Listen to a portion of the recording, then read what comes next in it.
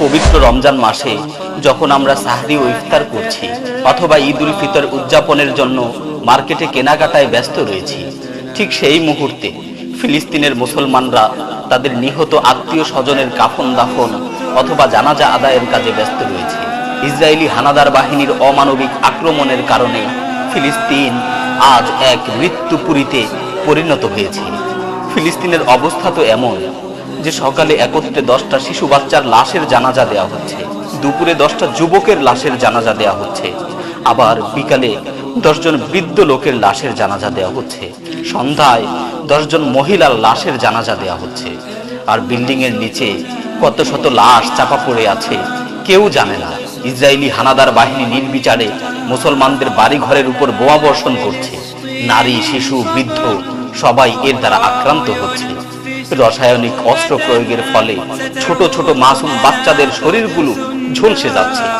হাসপাতালগুলোতে মানুষের ভিড় ধারণ ক্ষমতার ঊর্ধ্বে। ফিলিস্তিনের গাজায় যখন এই নির্মম হত্যাযজ্ঞ চলছে তখন বিশ্ব বিবেকের কাছে প্রশ্ন হলো, আজ মানবাধিকারের ধ্বজাধারী ওই সকল লোকগুলো কোথায়? আজ জাতিসংঘ নামক ওই জানোয়ার সংঘ কোথায়, যারা এক মালালা ইউসুফজাই নামক কুলাঙ্গারের জন্য চিৎকার করতে করতে মুখে ফেনা তুলে ফেলেছিল? আসলে এই নামধারী মানবাধিকার সংঘ ও জাতিসংঘ নামক জানোয়ার সংঘকে গঠন করা হয়েছে কাফেরদের অধিকার রক্ষার জন্য।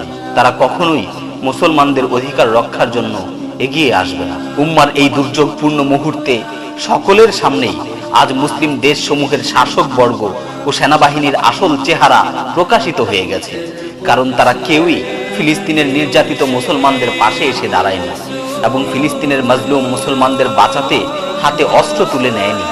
বরং এই শাসক ও সেনাবাহিনীগুলো হচ্ছে ইহুদি ও নাসারাদের দালাল, যারা তাদের প্রভুদের নির্দেশে মুসলমানদের বুকে গুলি চালাতে পারে, মুসলমানদের রক্ত ঝরাতে পারে, কিন্তু মুসলমানদের পক্ষে অবস্থান নিয়ে কাফেরদের প্রতি একটি ফাঁকা গুলিও তারা ছুটতে পারে না। সুতরাং এদের থেকে কোনো কিছুর আশা করা মানেই হলো বোকার স্বর্গে বসবাস করা।